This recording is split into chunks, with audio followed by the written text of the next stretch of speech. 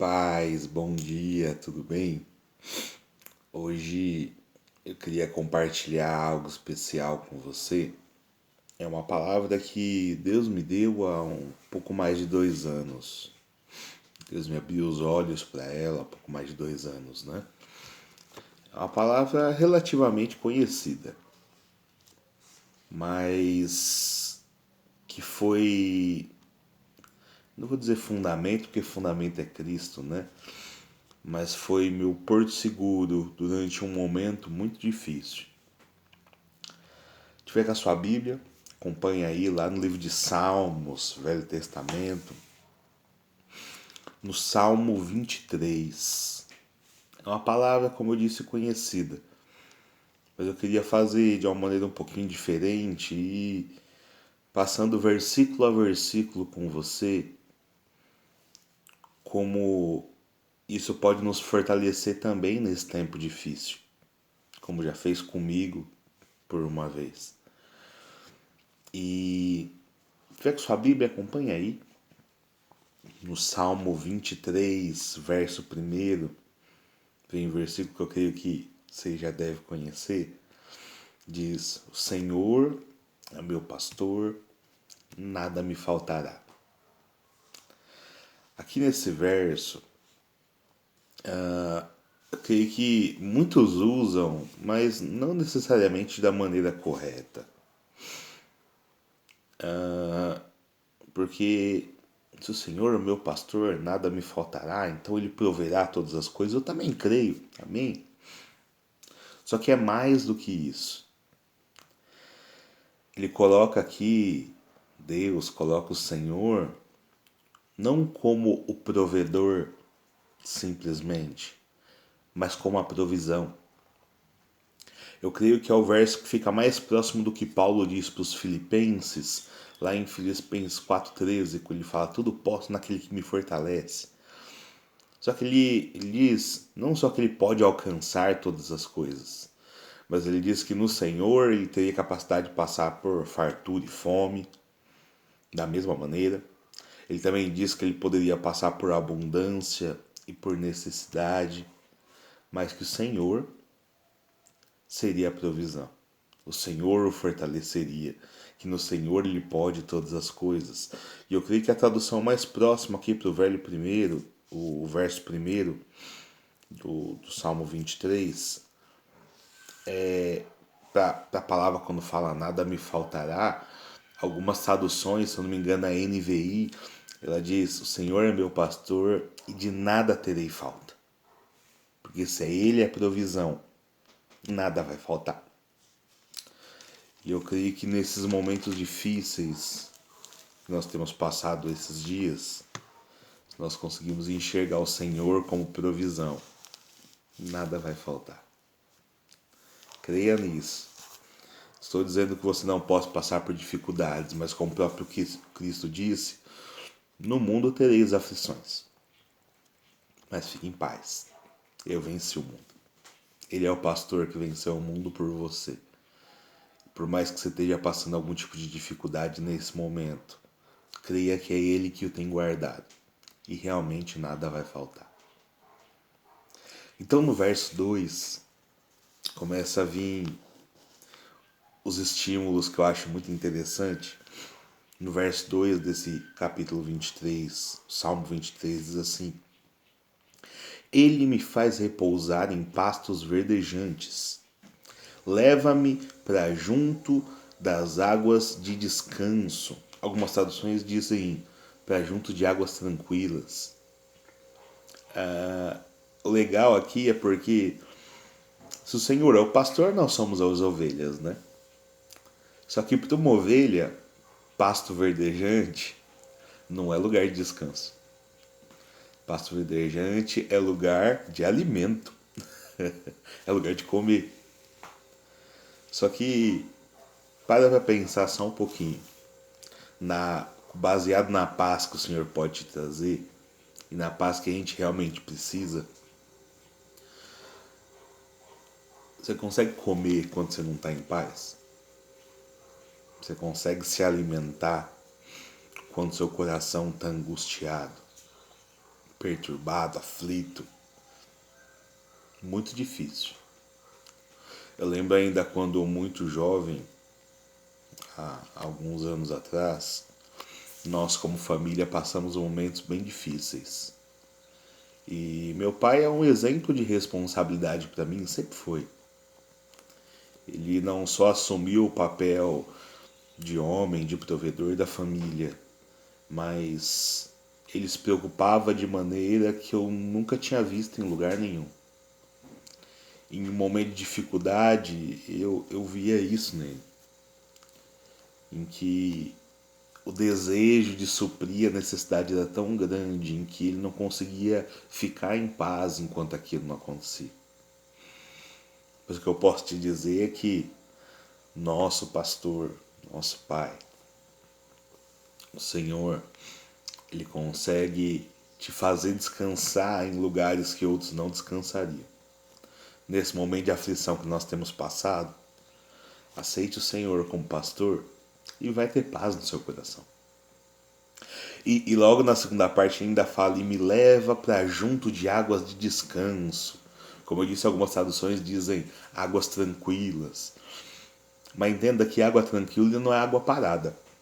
Porque água parada é lugar de doença. Dengue, chikungunya, enfim, Aedes aegypti, né? É lugar de água parada. Mas o Senhor te leva para um lugar de vida. Águas de descanso, águas tranquilas.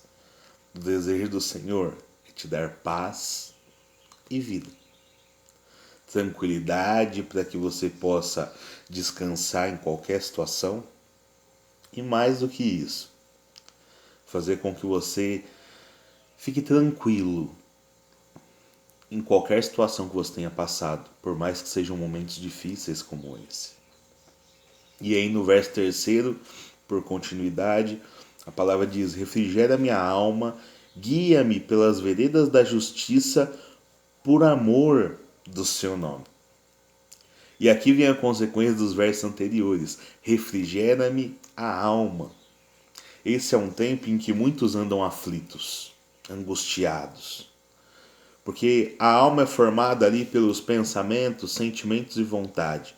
Hoje eu não consigo me aprofundar muito para poder te explicar isso, mas creia no que eu estou te falando. A alma é formada pelos pensamentos, sentimentos e vontades. Você que está de quarentena aí na sua casa, qual que é a vontade que você tem? Eu vejo hoje as pessoas postando, nossa, eu tô quase fazendo uma festa junina clandestina, tô quase indo na sua casa tomar um café. Angústia de querer fazer algo e não poder oprime a sua vontade. Mas o Senhor pode trazer paz. Eu creio que quando a gente fala lá dos sentimentos, eu vejo principalmente pessoas que hoje moram sozinhas e estão isoladas para o seu próprio bem, mas o quanto isso tem afligido a sua alma pelo mix de sentimento que está na sua alma, está no seu coração. Mas o que eu posso te dizer é que o Senhor acalma, Ele refrigera a sua alma. E em última parte, em última análise, a questão dos pensamentos. Que eu creio que pelas notícias que têm rolado por aí, muitas coisas têm passado na sua cabeça. Mas o Senhor te guia, o Senhor te dá refrigério. Por isso eu digo, cuidado, eu quero insistir muito nisso. Cuidado com aquilo que você ouve e tem colocado para dentro. Se alimente daquilo que é bom para a sua alma, que refrigera a sua alma. E isso só pode ser alcançado no Senhor, que é o seu pastor. E no final ele fala das veredas da justiça. Isso eu acho muito legal porque diz, a gente não tem o costume, não é cultural do brasileiro, a questão do apacentar ovelhas. E um pastor, quando ele apacentava ovelhas, esse caminho chamado veredas da justiça era um caminho em espiral em volta de montanhas. Então andava em círculos. Então o pastor estimulava com que as ovelhas subissem esse caminho, andassem em círculos, por espiral até chegar no topo do morro, da montanha, do monte, enfim. Só que no caminho ele ia colhendo frutos desse caminho que as ovelhas faziam e iam guardando, para que quando chegasse no topo ele pudesse pegar dessas frutas e alimentar as ovelhas. E é dali elas terem um alimento que elas nunca tiveram. Isso fala muito do sentido de maturidade que nós precisamos ter diante daquilo que Deus tem para nós. Às vezes só parece que a gente está andando em círculos. Quando a gente fala de Deus, quando a gente fala da palavra, quando a gente tenta estudar a Bíblia, multiplicar isso com alguém, parece que a gente está andando em círculos. Mas o problema não é o parecer andar em círculos. É gerar frutos a partir disso. Porque quando nós chegarmos no momento pelo qual o Senhor nos tem direcionado, a gente vai desfrutar de um galardão. A gente vai desfrutar de uma recompensa que a gente ainda não conhece. Por isso que nós possamos seguir e ser obediente a esse pastor, ser submisso a esse pastor que nos guia. Porque o Espírito Santo, o próprio Espírito, ele testifica no nosso espírito ao nosso respeito. Se dê a oportunidade de ouvir a parte dele. Aí no verso 4 diz: ainda que eu ande pelo vale da sombra da morte, não terei mal nenhum. Não temerei mal nenhum. Porque tu estás comigo, o teu bordão e o teu cajado me consolam. Olha que interessante. Porque quando o Senhor te faz repousar, fala, Ele me faz repousar. Depois em seguida diz que Ele leva-me a águas de descanso, águas tranquilas. Em seguida diz que Ele refrigera minha alma. E depois, em seguida, no final do verso 3, diz que Ele guia-me por veredas de justiça. Mas quando fala de atitudes nossas, entenda uma coisa, não é o Senhor que te leva por caminhos ruins. Não é o Senhor que tem te levado por caminhos maus, mas são consequências das nossas escolhas. No verso 4 começa, e ainda que eu ande pelo vale da sombra da morte. Sabe, muita coisa que a gente passa são consequências das nossas escolhas, dos caminhos que nós escolhemos. Mas o mais precioso de andar com Deus é porque, ainda que você ande pelo vale da sombra da morte, o Senhor nunca vai te deixar refém da situação. O Senhor nunca vai permitir que você simplesmente sofra consequências sem ter a opção de arrependimento, de se voltar para Ele por mais uma vez. Então ele diz, ainda que eu ande pelo vale da sombra da morte, não temerei mal nenhum, porque tu estás comigo. Não fala, Ele está comigo.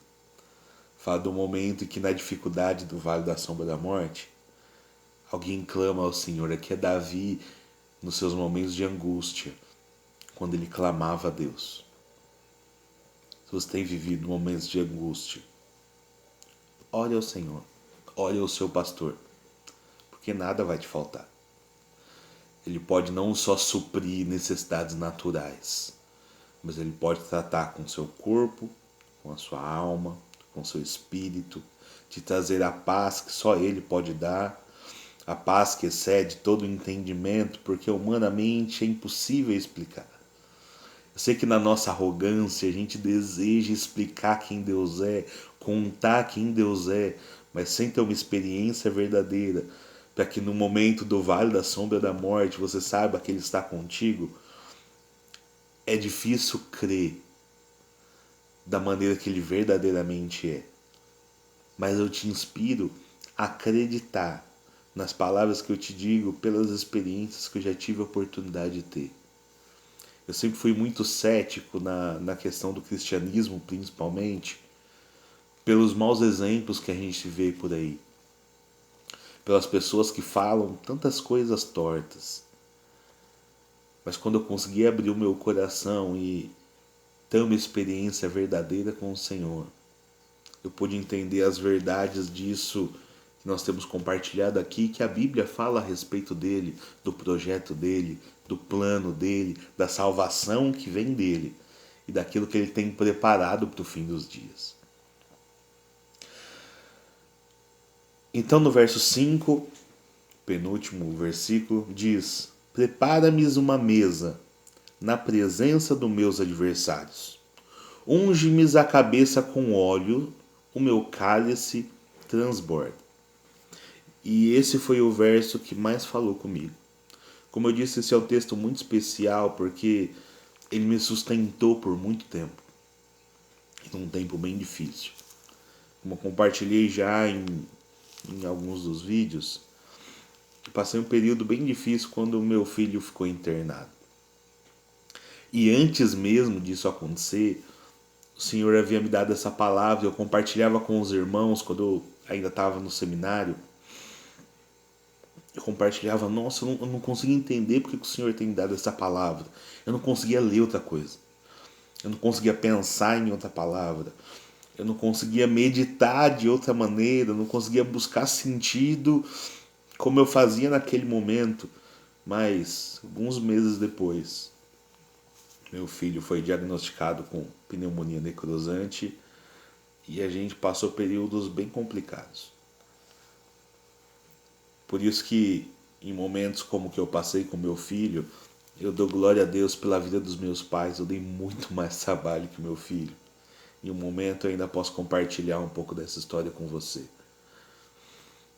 Mas glória a Deus por aqueles que Deus tem acrescentado na sua vida. Mãe, pai, amo vocês. Pelo carinho que vocês sempre me deram. Pelo amor com que vocês têm me amado. E hoje pela oportunidade em Deus compreender quem vocês foram mais do que nunca. Então entenda uma coisa aqui, quando a palavra diz uma mesa na presença dos adversários, é porque justamente é no meio da dificuldade que a gente consegue provar do Senhor como a gente nunca provou. Eu não sei você, mesmo nesse período de pandemia, eu tenho tido experiências muito preciosas. Eu ouvi de um irmão esses dias, fiquei muito feliz com ele, Carlos, dizendo que nesse período que muitos têm perdido o emprego, a esposa dele conseguiu um emprego. E tem trabalhado, e uma irmã da célula, a Fabiana, que havia perdido o emprego no início da pandemia, semanas depois ela já foi contratada novamente, no momento que muitos têm perdido o emprego. Então o que eu posso te dizer é que o Senhor é especialista de te servir no momento que o inimigo está querendo te atacar. É no momento justamente da adversidade. É só quando existe a prova que a gente consegue alcançar grandes notas. Não dá para ter vitória sem luta. E nesse momento de luta, o Senhor tem uma vitória muito especial para você. Eu creio nisso.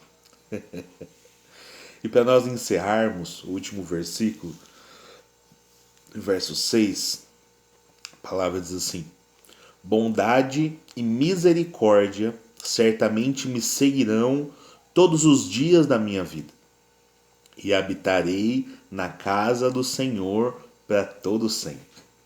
Aqui vem uma chave muito preciosa. O costume da época de Davi, mesmo entre os judeus, era que quando nós que tínhamos algum tipo de posse, quando as pessoas que tinham algum tipo de posse, elas recebiam uma visita, claro, ela honrava essa pessoa, recebia ela da melhor maneira possível, mas enquanto ela estivesse sob a sua responsabilidade, sob o seu teto, enquanto ela estivesse na sua casa, você, como alguém de posses, destinava 2 pessoas para o acompanhar durante a casa para ser servido, em algum passeio para que você não estivesse sozinho, para poder garantir a sua segurança, a sua estadia, e que você tivesse a melhor experiência possível enquanto você fosse um visitante. E aqui Davi fala: bondade e misericórdia certamente me seguirão todos os dias da minha vida. A bondade e a misericórdia são os acompanhantes que o Senhor coloca diante de nós. A partir do momento que a gente consegue reconhecer Ele como pastor e sentar ao mesmo teto desse Senhor. E Davi fala no final do versículo: e habitarei na casa do Senhor para todo o sempre. Porque enquanto ele estiver na casa do Senhor, bondade e misericórdia não o abandonarão.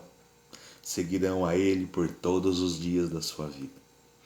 Sabe, em nome de Jesus, que você possa viver no mesmo teto desse Senhor. Eu te convido a fazer isso. Eu te convoco para fazer isso. E conhecer a bondade e a misericórdia do Senhor como acompanhantes que você ainda não conheceu. Que em nome de Jesus, o seu desejo seja igual ao desejo de Davi. E você possa habitar na casa do Senhor por todos os dias da sua vida. E mesmo após esse momento, essa vida que nós conhecemos, você possa ter toda a sua eternidade com Cristo, para poder ter essa experiência com Ele.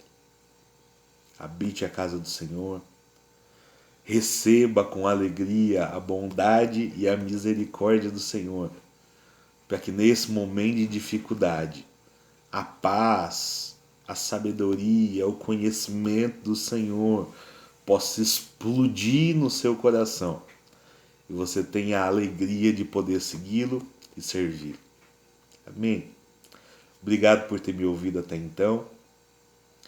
Eu te desafio a compartilhar esse vídeo, que outras pessoas possam também reconhecer o Senhor como pastor, para que não tenham falta de nada, para que o Senhor seja a provisão, mas sobre todas as coisas, que você possa reconhecer o Senhor nos seus caminhos, para que Ele possa endireitar os seus caminhos, e você tenha uma experiência com os acompanhantes que Ele te concede, bondade e misericórdia, como você ainda nunca teve.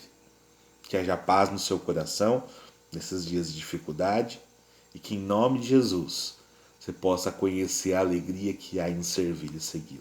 Amém? Fique na paz do Senhor e até o próximo vídeo.